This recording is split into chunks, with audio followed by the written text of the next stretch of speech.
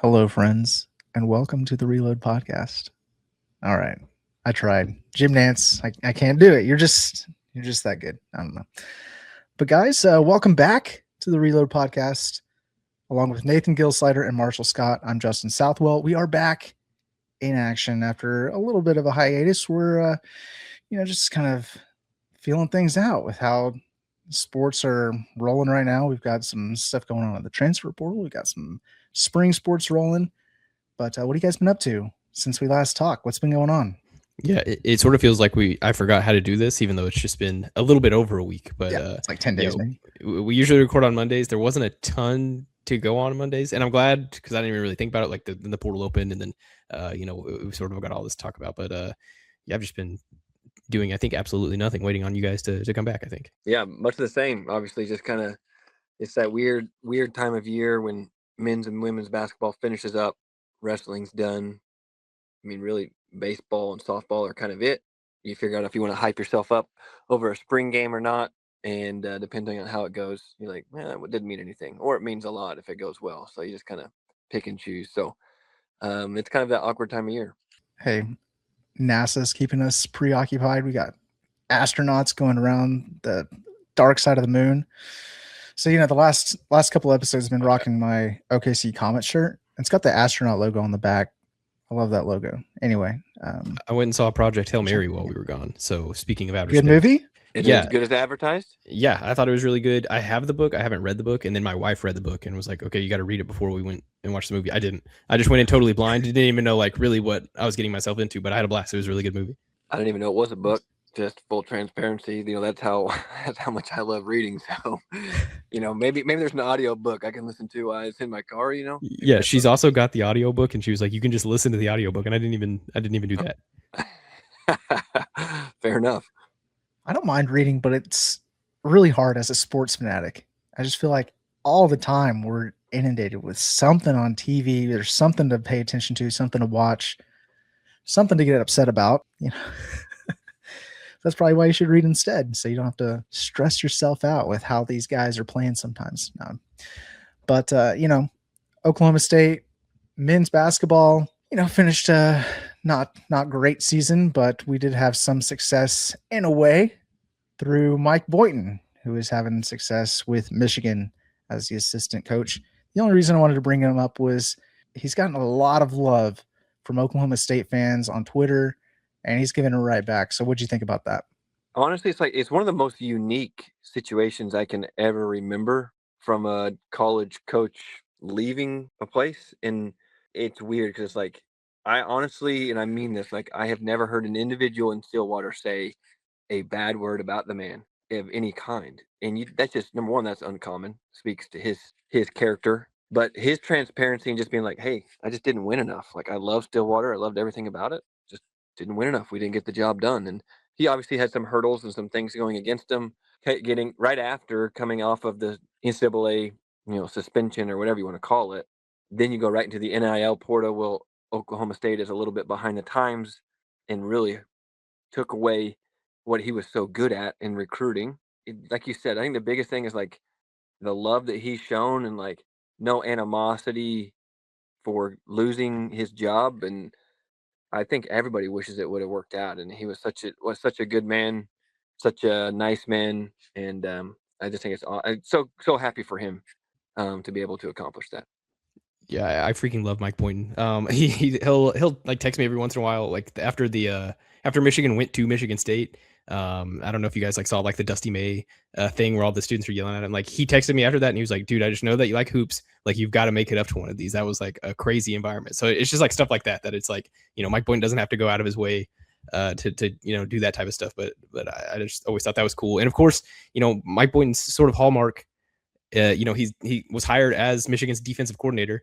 They have the number one defense in the nation, and that's not necessarily an outlier. Whenever he was at Oklahoma State, 3 of his 7 defenses finished in the top 20 of Ken Palm's adjusted defensive efficiency. So it's like, that's sort of what he's been doing. Obviously, it didn't always work out on the offensive end, and there's a gajillion reasons that we can get into to go over all that. But yeah, couldn't have happened to a nicer guy. It really was cool just to see the pictures of him up on the ladder with his little piece of the net and stuff. So really glad it's working out for him.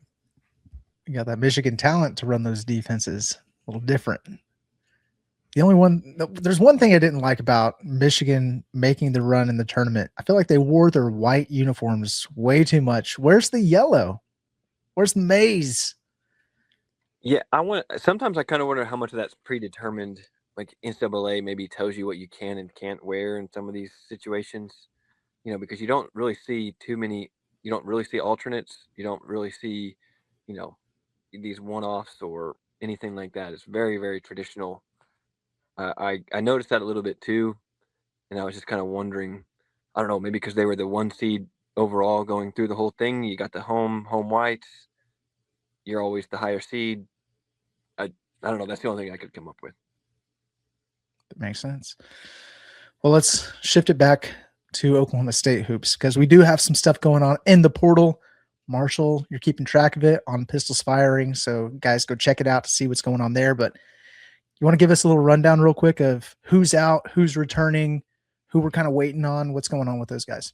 Yeah, so I think we sort of talked about this in our group chat, like sort of so far so good in terms of guys that we've expressed, like if who's staying, these guys are at the top of the list. You keep Kanye Clary, you keep Ben Ahmed, Ryan Crotty, who I think we all think can develop into something pretty good. He announced he's staying. Leaving Daniel Guetta, VJ Miller, Jalen Curry, Robert Jennings, Isaiah Coleman, and Andrea Vukovic went in today. Still waiting a decision on Mekhi Ragland. Anthony Roy is also apparently in the portal, seeking another year of eligibility. I don't know how that's going to work out, but he's also like going through the NBA draft process and all, playing for pro scouts both here and overseas and stuff like that. So I don't know where you count Anthony Roy and all that, but yeah, I think so far so good in terms of the two guys at the top of all of our lists were Kanye Clary and Ben Ahmed. Both of those guys are coming back. You're getting that stud freshman class in, and now it's just time to go filling around the portal. So yeah, it's been. Not, I think after the football portal, in which you're dealing with a roster of 105, this doesn't feel like anything. You're trying to figure out a roster of 15. It's like nice and like, oh, that's sort of exciting. Oh, look at this over here. Whereas, that first day of that football portal, I was just like drinking through a fire hose. I guess, but percentage wise, you're still kind of like, oh man, this is a lot. Yeah, you are. But just like Marshall said, several of those guys, well, first of all, it was kind of slow coming off. Like as the portal went, you're kind of like, all right, here we go. And then it was like 48 hours and nothing came out. And you kind of got a little nervous. Like, are we trying to run this back? Like, you got to be kidding me. But no, honestly, out of all the ones that left, and I don't blame them for it, and I'm sure there's lots of reasons, but like, I was really hoping Robert Jennings would come back and kind of be that on-court general that we really missed, that extra extension of Coach Lutz having been with him all 4 years of his college career. I really thought this season, when we really hit those dips and those lulls, that's really what we were, I think I brought up several times of like, there really appears to be a lack of leadership, a lack of vocal leadership, a lack of somebody taking control on the court. And yes, his statistics don't look great. They're, 7-8 points a game, 4 or 5 rebounds, 1 steal, 2 steal, you know what I mean? But he controls so much of the game and on court and does just a little bit of everything. And I really thought we missed that this year. And so I was disappointed, but I also really understood. And I think I messaged you guys when he was going through senior night. I was like, like this doesn't, we've seen it work both ways on this whenever that happens. But I was like, this doesn't look great. I think he's gone. So. And it looks like we've also got San Diego State transfer BJ Davis, who's going to be visiting next week. Marshall, do you know much more other than that? Yeah, so I looked him up, wrote a story on him for the website. Has played all 3 of his college years at San Diego State to this point, which is sort of rare. He's a 6'3" guard, averaged 10, 3, and 2 last season, shot 37% from 3. He's pretty good defensively, finished 7th in the Mountain West in steals last season as a sophomore.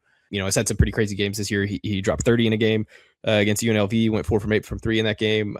There's this crazy triple overtime game that San Diego State had against Boise State, and he finished that game with 22 points, 11 rebounds, 6 assists, and 4 steals in 41 minutes. So like just sort of crazy marathon type performance. But yeah, I think it's a two-way guard who can shoot 3, and I think any defense is good defense. I think right now for Oklahoma State. So yeah, you sort of see what Lutz is after. I imagine defense is right at the top of the list. And then 6'3", that's a guy that could play on the ball, but also could play off the ball if like Clary's on the floor with him. So I think it would be a good get. He's also visiting Auburn, but yeah, there's going to be a ton there's already been a ton of names, and we sort of talked about this before of just like so-and-so is heard from, and then it's like half of the high major schools. So there's going to be a lot of that over the next coming weeks, and I guess we'll just strap in. But this one seems a little bit more set in stone in that, he's reportedly visiting next week. And as Coach Lutz talked about at the end of the season, unfortunately, these conversations have been going on for weeks, right?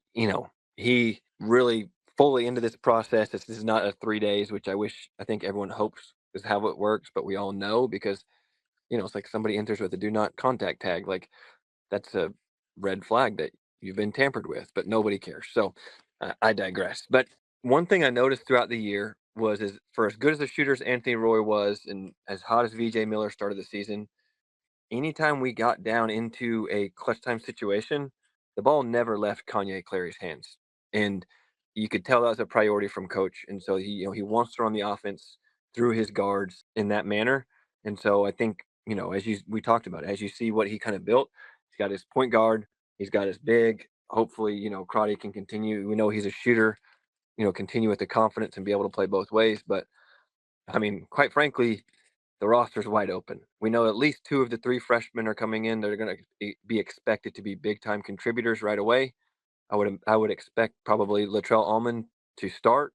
There's a very good chance of that. Not saying that Montanati won't start, but I know that I shouldn't say I know. I would assume he would at least be a major contributor minutes wise. He's going to get in there, scrap and do all the things. He's got good size. He's a great shooter.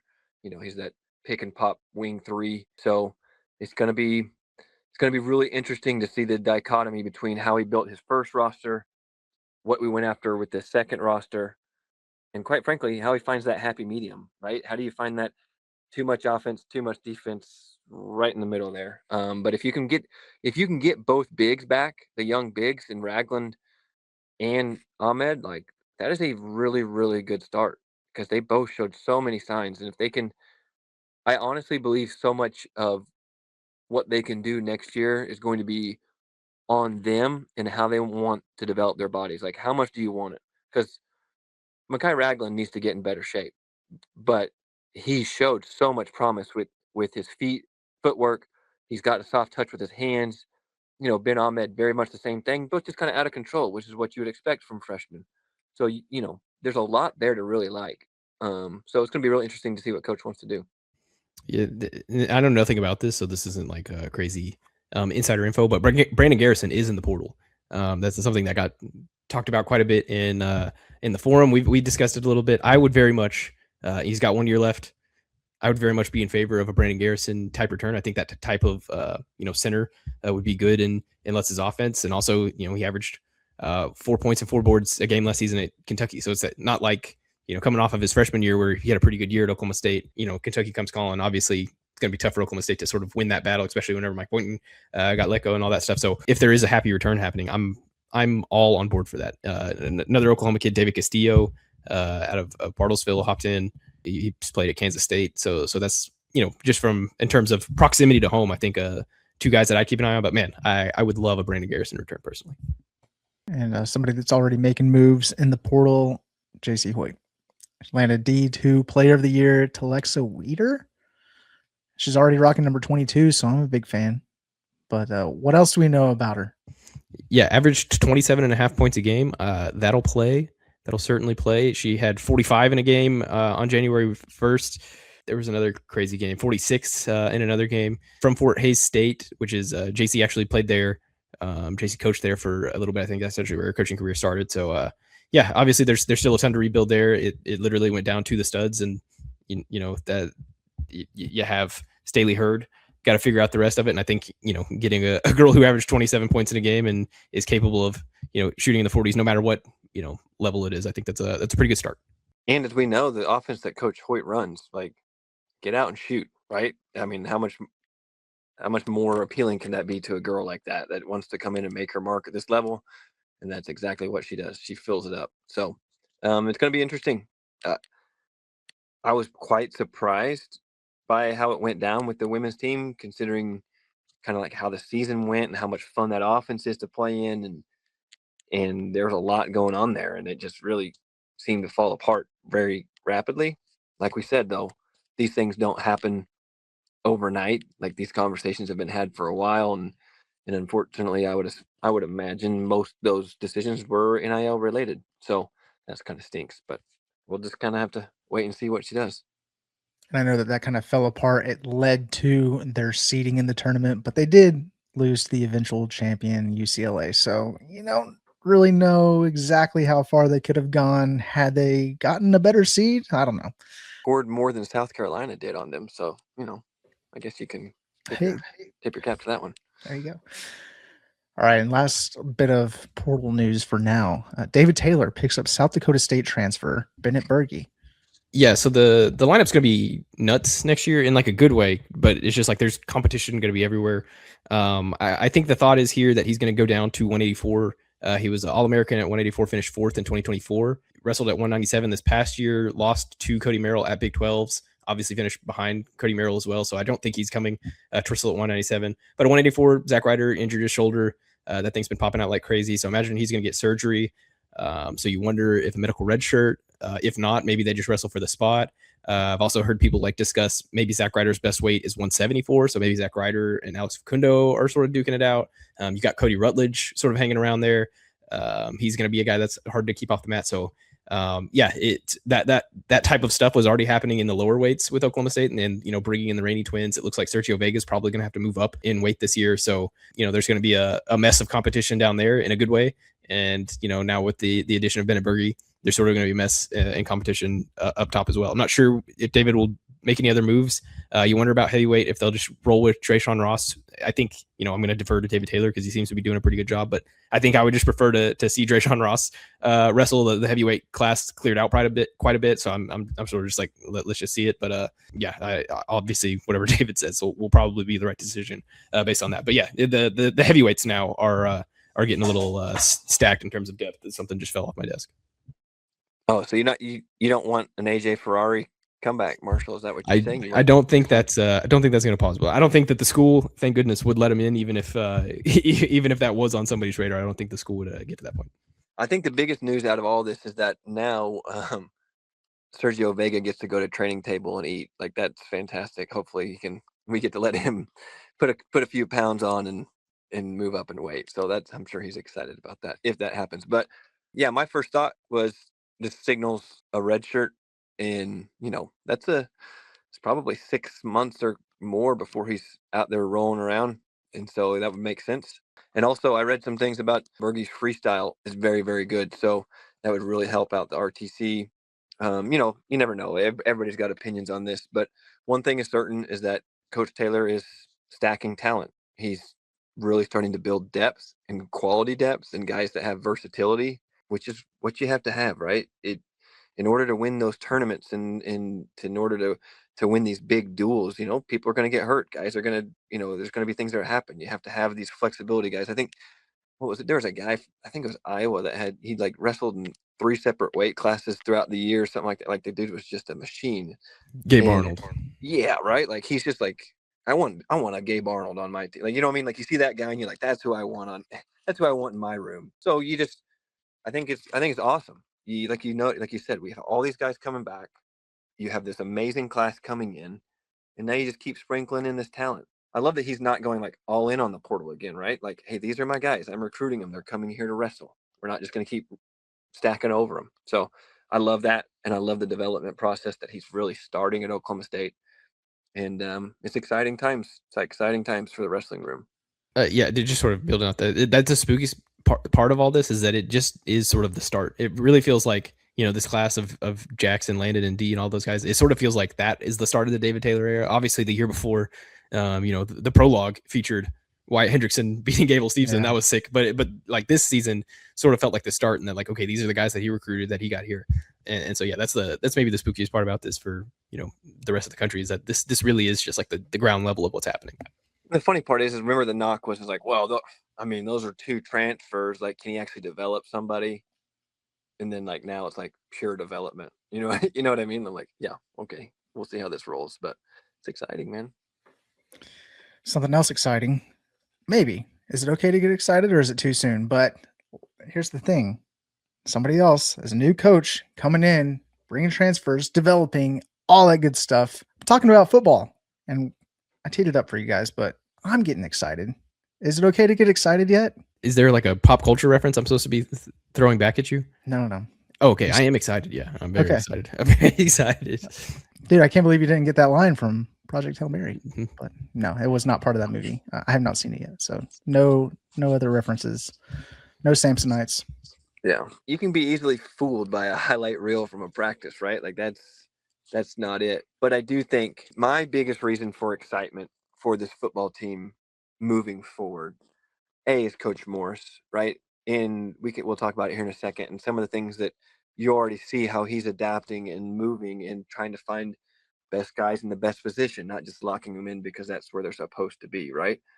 But it's been years since we have gone into a football game against really anybody. I'm not even just talking about Big 12, non-con, and being like, we've got the clear advantage at quarterback. And that's such a big deal That's in pretty football, right? I mean, like legitimately think about that, right? Like, and I'm not really trying to be disrespectful to Alan Bowman or anything like that, but I mean, even the South Dakota State game, everyone was like, "Hey, this quarterback could start for Oklahoma State." You know what I mean? And like, that was the talk. And whether that's true or not, that's just what was said. And so you're talking about even the South Dakota State team that you didn't have a clear quarterback advantage against. Like it's been since Mason that, going into a weekend, you felt pretty good about what Oklahoma State's quarterback was going to do. Spencer definitely like outperformed a lot of other quarterbacks, but there was also like a feeling going into a Spencer Sanders weekend, like who knows how this is going to go? Like Which one are we getting? Yeah, who knows what's going to happen here? So, but yeah, it really has felt like since Mason, which was when I was in school, which I've been out of school a while now because I'm an old man, but it feels like it's since then. Whenever you just sort of went into a game, not worried about the quarterback position whatsoever. Yeah, if we're just looking and thinking about it right now, like you got Brennan Sorsby at Tech that moved from Cincinnati, and we all watched. Very, very good quarterback. Obviously a great roster. To be, this is going to be orange tinted glasses, but I mean, like I could talk myself even into Mestamaker being. It's the spring, so it's time for orange tinted glasses. Okay, thank you. But I could talk myself even into saying like Mestamaker's easily as talented of a thrower that Brennan Sorsby is, right? I mean, obviously he's got a lot more snaps and things of that nature. And, and Arizona State brought in a really good quarterback in Cutter Boley. I would still take Mestamaker over him. So out of all the games that we play this year, Oregon and maybe Tech, and you're looking that we wouldn't have the quarterback advantage either equal to or slightly. Right. And so like that has been a really, really long time. And that's such a big factor. Number one, belief, as you know, Justin and Marshall, and watching these games, and if you've been in there, it's like you walk out there with Mason Rudolph and Brandon Whedon, you feel like you've got a shot against anybody in the nation. And you literally do, right? If he gets hot, you get on a heater with one of those guys, good luck. It's the same thing guys felt with Spencer. When Spencer was on one, you take it like that second half against Notre Dame, or obviously he had a lot of good games, but that was the first one that come to mind where you're just like, oh my gosh. Or that Bedlam game, Yeah. That Spencer Sanders, the speed option of dreams. Jeez Louise. That's exactly right. You're like, that Spencer Sanders, you felt like you could be anybody in the nation because he was going. And then obviously we know what he did against Baylor. Don't get me started. But that's where the source of my excitement comes this year, because it's like I feel like if we got, especially last year, it's like, boy, if you gave up 17 points, I don't know if we can do this. But it's like this year, it's like, I don't know, let's go score 45. You know what I mean? So like, obviously we have no idea, but it's like that's the feeling you're getting in Marshall, and as you've watched practice and things like that, and you're hearing from coaches and you're seeing video, and it's just like it's hard not to get excited, but it's okay to get excited, Oklahoma State fans. Like, let's lean into it. It's okay. We've been hurt for 2 years in a row now. Lean into the excitement. It's not too early. Marshall, I guess you've been at practice some, so you've seen receivers coach Nick Edwards mixing it up out there in coverage against our guy Bowick. Yeah, he was just like going through lines. Somebody'd come up and he'd put a jam on them and like be coaching them as they're running down the field together. You can just sort of feel it with the whole practice. You can tell that the energy is just different. Obviously, they're sort of doing different drills and they're setting up at different places around like the indoor and the outdoor and stuff like that. But like just like the I don't even know how to really explain it. The energy just feels different. It's not like who knows if it's better or worse or whatever, but everything just it feels a lot Vibes. younger. Yeah, Vibes. I think the youth of the coaching staff is probably some of that as well. Like these, Sure. I'm older than some of these guys, which feels crazy. But yeah, the energy is just different in there. But yeah, Nick Edwards, pretty big dude as well. You playing some covered corner. Yeah, it's been a good time. I've enjoyed it. Mestemaker seems to enjoy Chris Barnes. He's been hitting him. Obviously, a lot of highlights that they put out there. Barnes is on the end of those, and then just some of the ones that I've seen.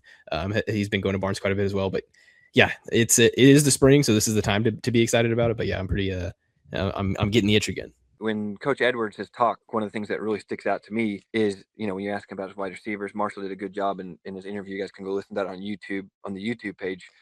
And he's talking about it, and he's talking about Barnes and asking, and it's like, what did you, he's like, he's a complete wide receiver. That's kind of not what we got billed on when he came over, right? We kind of thought that speedster, maybe a return guy, hit him a couple gadgets, maybe a couple handoffs here and there, maybe some inside. He's running them on the outside by himself over there and single and doing some things. And at his size, like, that's kind of unheard of. But at the same time, it's one of the reasons why I'm most excited about the Coach Moore's tenure, because he has such a good track record of finding guys and putting them in positions to make plays, regardless of their size, regardless of their recruiting style, regardless of anything else. If Wyatt Young and Chris Barnes are two of our top playmakers, he's not going to sit there and be like, well, Wyatt Young's our number one inside, and then Chris Barnes is our number two, and we're going to wait until we can find. He's going to find a way to get these guys on the field at the same time if that's what's best for our offense, right? And that's why I'm so excited. When you hear Coach Edwards talk, it matches up with what Coach Moore says, and then you go and see it put together on the field. You're like, okay, this is what you like to see. We were talking track times with Chris Barnes, and I just asked him, hey, if you had to make a 4x1 team of the guys out here, he listed all receivers, but leg one, he went Miles Coleman. Leg two, he put himself. He says he's the fastest guy on the team. He said in high school he ran the second leg, and that's just like where he likes to be. So that's why he was on the second leg. Third leg, Terrence Lewis, North Texas transfer, and then fourth leg, Justin Bowick. If a 6'5" guy is who you're most confident to bring it home, I like the way that sounds. So that also is sort of some of that springtime magic dust that'll get you fired up a little bit. Take the top off him. So I guess you got to talk also with OSU corner coach Julian Wilson. Is he having some trouble with some of these speedy receivers out there? What's going on with the defense? Yeah, it didn't seem like it was sort of the most interesting thing about him, just like the fact that, OU guy, coming over to Oklahoma State. He sort of downplayed a little bit. We were trying to like, hey, isn't it crazy you're wearing orange now? And he's like, the Pokes hired me. I'm all Pokes. So yeah, that was cool. It was nice to hear him just sort of talk about, some of the guys we talked about with Day Fields as well. He was there last night or a couple nights ago. And I thought the interesting thing was, so whenever they were at Abilene Christian, Wilson and Cassidy, he said he recruited LaDainian there. LaDainian was still at Southeast, wasn't like a superstar recruit, if I'm not mistaken, like right off the rip. And so I think that they thought they had a good in with him there at Abilene Christian. And obviously, it blows up to the extent where he's coming to Oklahoma State. Now here he is. So I just thought some of those were interesting. He mentioned a couple times, like, I'm an Oklahoma guy. Like, this is I think those are good to have on the staff at a time like this. And yeah, I'm excited to sort of see what this defense looks like. Hey man, he went from Westmore to Southmore. He can go from OU to Oklahoma State. It's all good. It's all good. There you go. Maybe that's how I should have broached that subject with him. With him, any similarities in going from different Moore schools. He's got a job to do. He sees it. He does it right. Honestly, one of the things I've kind of noticed, and you see, I know again, it's just highlight videos. It's just Instagram, but Kobe Foreman keeps ending up on the right side of these highlights, and so hey, yes, we're excited about the offense, but you want some ball hawks back there, and we know what Day Fields showed us last year and what his advanced metrics look like and his ability to cover.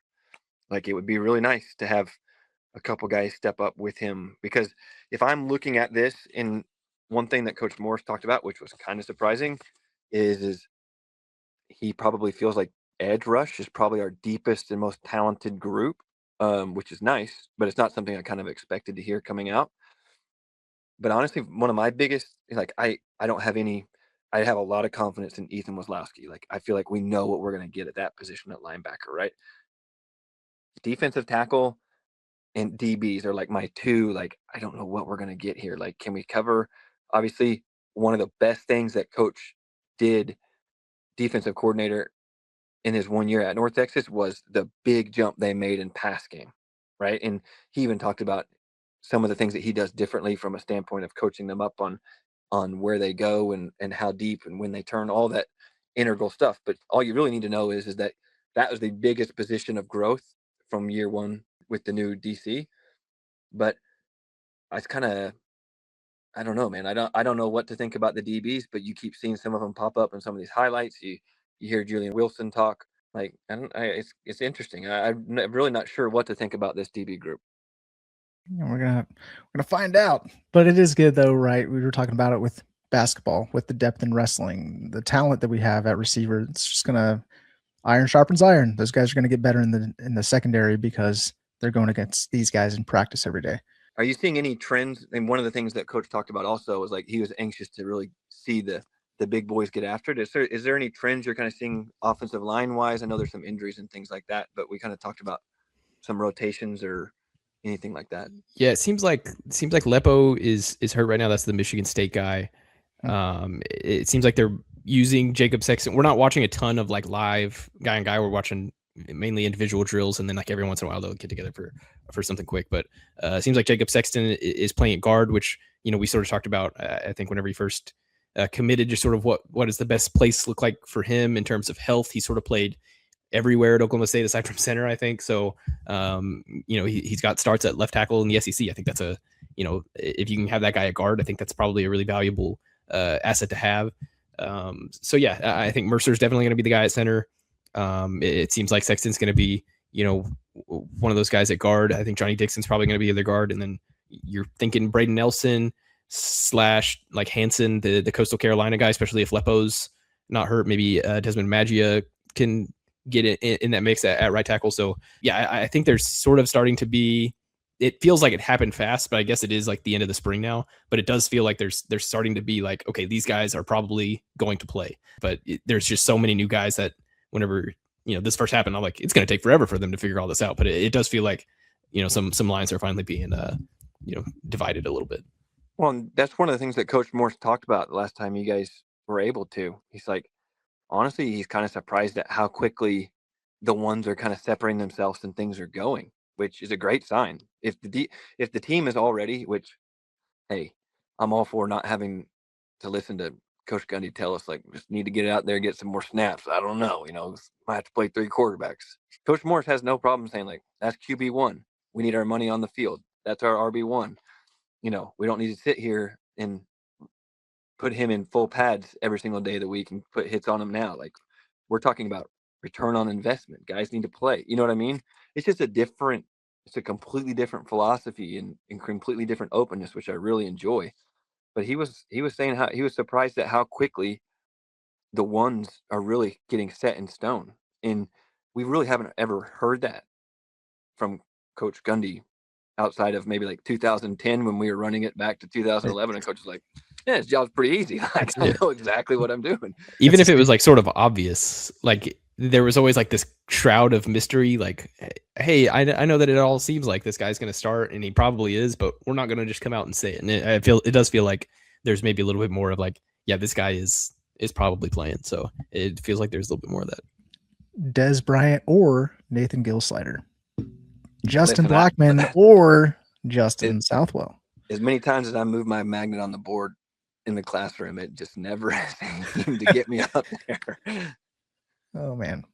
Let's shift over to some spring sports real quick. We've got baseball that's back up to 500 in Big 12 play after sweeping Cincinnati this past weekend. We were talking about how great it would be if they could do that. And then they got started off in a rough spot, bounced back and won on Friday night, continued on with the sweep.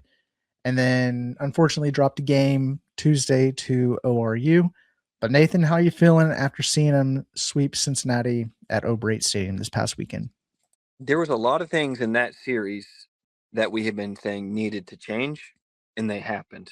You got great starting pitching, and then on Sunday, when you didn't know who was going to pitch because you had to bring in Stormy Rhodes that you thought was probably going to start on Sunday and yada, yada, yada, you had a couple guys that did what you asked of them and a couple guys that did more than you expected, and you're able to do that. In the offense, It wasn't just a poke and a bomb. Like, it was, you get a walk, you work a good count, you get a single, and there was a really good inning in there where I think they strung together like 4 straight hits to get some runs across the board. And so there's a lot of good things in there, a lot of better at bats, a lot better plate discipline, and a lot better total team effort. Like, not just waiting on our All-American center fielder to hopefully hit a 3-run bomb and then go rob one, like he was doing it against BYU is what it felt like. I was like, well, let's just hope he wins every game because that's the only chance we've got. It really felt much better, which kind of made it all the more frustrating the way the ORU game wins. But I'm not going to let midweek baseball ruin me. We're moving forward. Yeah. So I went to Friday's game. Colin Ritchie hit another home run. I think Colin Brueggemann had 2 home runs. But in talking with Josh afterwards, he was like, not enough people are talking about like the craziness that Colin Ritchie is doing right now. And so like I'd already looked at the numbers before that, but so like he's on pace right now, hashtag on pace guy, to have the most home runs in a season since like the year 2000 at Oklahoma State. He's within striking distance of becoming second on the program season list behind Pete Incaviglia's crazy, 48 home run year. So like he's like crushing baseballs, obviously. At this point in the year, Josh told a really just like cool story about him. Like, yeah, we went and got that kid in Atoka. Like, if that kid was playing in California, we would have been fighting literally everybody. If that kid was playing in the Southeast somewhere, we had been fighting literally everybody. That kid was played in Atoka. We got him, we developed him. And this is sort of what he could be. But yeah, he's very much like encroaching, like sort of weird history, like really good history. Obviously to he's not going to catch Pete Incaviglia, but anything just being mentioned in that sentence is a pretty crazy thing. Well, let's just even keep it to the modern era with Josh. It's like, you're talking about first-round draft pick and Rock Riggio. You're talking about Nolan McLean, who was a two-way player, and now he's starting for the Mets.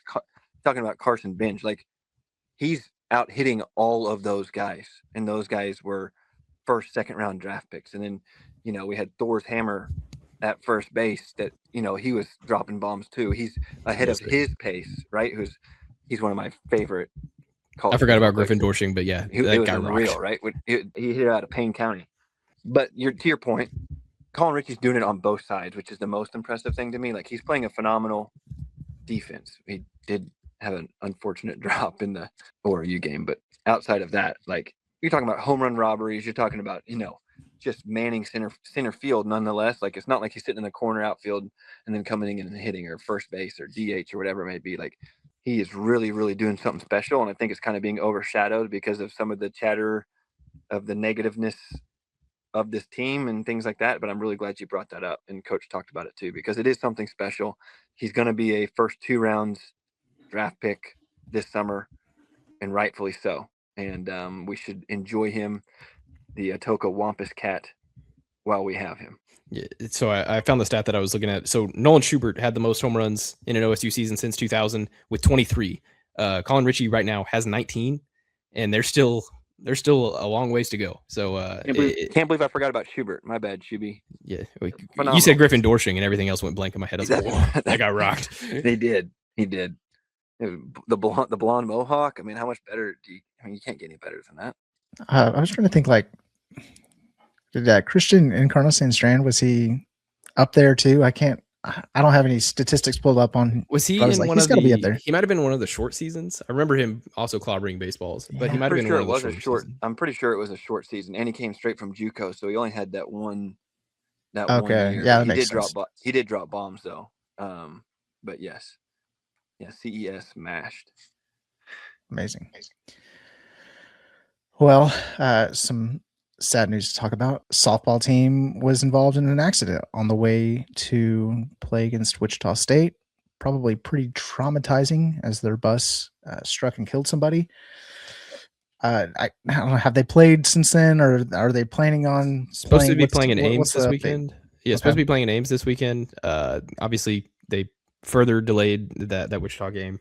Yeah, just a really sad ordeal. It doesn't sound, obviously, thank goodness everybody in the Oklahoma State side is okay, but yeah, obviously a sad ordeal. Just prayers for all involved. Yeah, it's a really, really sad story, and it's not even just as straightforward as someone getting run into, right? Like, there was a chase, and there was, a lot of things going on here, that really felt like it was obviously out of the bus driver's hands, like did everything they could on their way to go play Wichita State. But that's tragic. And unfortunately here at Oklahoma State, we've had way too much experience with that type of thing. So hope the girls can kind of get recentered and get back to it this weekend. Yeah, definitely. I'm sure that the softball community is going to rally around them, and yeah, definitely prayers up for all those involved in that. Let's jump over real quick to some golf because it is the Masters, of course. We've got, was it 6 guys, 5 or 6, depending on who you want to count on this. We're I've counting got Wyndham listed here. We're counting Wyndham. Good. Ethan Fang, Rasmus Niergaard Peterson, Victor Hovland, Alex Noren, Sam Stevens, and Wyndham Clark. After the first round of the Masters, Sam Stevens, T17, pretty good. And I want to make sure I got the right statistic here because Carson Cunningham tweeted it out. Ethan Fang beat John Rahm by 4 today. Pretty decent. Yeah. Low am. Ethan Fang. We should clarify we're through round 1 if you're listening to this at any 1. point. Yeah, this is round 1. Sorry, so true. Thursday night.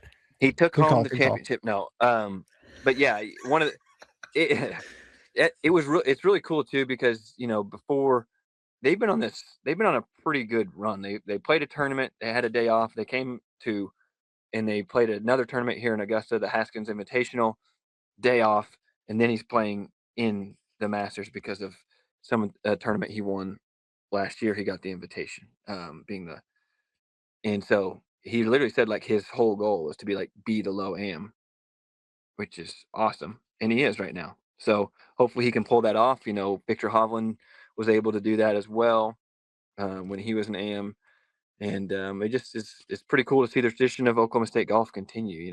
You come off a national championship and just keep it rolling, boys. Like it's pretty impressive. Also, Charles Howes, Chucky Three Sticks, one of Oklahoma State's great golfers. His son is an AM still in high school playing in the tournament as well. Got to play with Rory McIlroy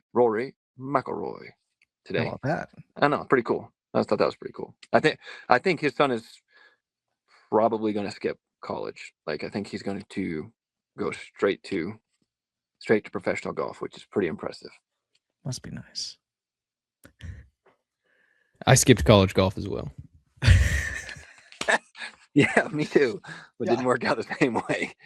Man, I think Whedon did it right. Play pro baseball, come back, play college football, walk onto the golf team, just kind of do it all. What a life. Yeah, what a stud. What a stud. All right, Marshall, I'm going to toss it over to you because usually we have like a comment question for the listeners. Maybe it's Masters week, so something golf related. Favorite Oklahoma State golfer of all time?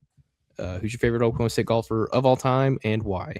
I think I'm going to lean Victor Hovland. Not a big golf guy, but Victor's just like his goofy personality and stuff like that. I heavily rock with that. So they won that national title my senior year, so it feels sort of linked to him in that way. So yeah, I'm going to go with Victor Hovland here. Very nice. I love it. I met Victor Hovland here in Edmond last year. Very, very Seems nice like guy. a great guy. Very, very nice guy. Exactly what you'd expect. Quick interaction. I was like, introduced myself, and then he started asking me questions. I'm like, no, you don't care about me. Like, but yeah, it's I love Matthew Wolf on that national championship team. That funky swing, just dropping bombs. Is he your favorite OSU golfer? No. Okay. I can't get away. I can't quit Ricky. Like as much as he breaks my heart, he never hasn't won the big one yet, and doesn't win probably as much as you would think he should or could have with his talent. He's kind of in the same aura of like a Mike Boynton. Like you've literally never heard anybody say a negative word about Ricky. He always goes above and beyond and signs everything, and it's such a classy act, and was one of the first people to really put Pistol Pete all over his bag and rep the orange on Sundays, and honestly spurned on a whole generation of kids that are now in professional golf. Like that's how long he's been playing, but with the colors and the flat brim and long hair, and you know what I mean? Like I always just thought it was so cool, and Ricky will probably be my favorite for a very, very long time. Yeah, the Ricky is obviously Oklahoma State had golf history before Ricky, but I feel like, you know, our generation of people, like whenever they think OSU golf, thinks Ricky Fowler. So I think that's a good show. Yeah, for sure. Yeah, I mean that was my go-to. That was my answer. If you were, I thought you were going to lean Wolf for a second. I was like, oh man, I'm going to get Ricky all to myself. This is crazy. No, he honestly probably, if he wouldn't have gone to Live, I probably would have. I don't watch Live, so I don't watch Matthew Wolf anymore, unfortunately. So when you look at like that national championship team, like the national championship team with Austin Eckroat and Matthew Wolf and like Sam Stevens didn't start, and he's leading all of them. Like that's how loaded that team was. And Victor Hovland, like Sam Stevens was the sixth bag. That's crazy. I guess if I didn't say it already, I will say it. Ricky Fowler would be my favorite as well. Just all the orange. I love that ESPN commercial that he had where he had like drank orange juice thinking it was milk, because that would be a terrible feeling. Outside of that, OSU's definitely has some pretty good golfers, but nobody's really tugged on my heartstrings like Ricky, I guess, you know, because of all the things that Nathan mentioned. But even like this year, it's kind of like, dang man, you missed the cut to make it to the Masters, and we're just like, can he give it one more, you know, push before he gets, you know, kind of, I don't know if you can say too old for golf, because you got some old guys that really know how to make it happen still. But yeah, we just want him to go out there and win it. You know, he deserves it. Yeah, he was playing pretty well, and honestly, the way that the golf ranking system like works, he was playing well enough to get there. He just didn't have quite the points, and then obviously he missed the cut on the last tournament to try to get in. But I don't know, man. You know, he's been going at it for a while, and game's not getting any younger. But he's got enough game. He's just got to lock in. He can do it, I believe. Get you that green jacket. Get you the orange jacket. Whatever the case is. Can't think of anything else. Sounds like a great question though. So drop your favorite. It's just gonna like the comments. Ricky. If it is all looking all Ricky down there, maybe also drop your second favorite golfer. Okay, there you go. Outside of that, I don't know. You guys can also like, share, subscribe to show your support. Go enjoy the weekend. Watch the Masters. Go Pokes. Keep those pistols firing, and remember to reload.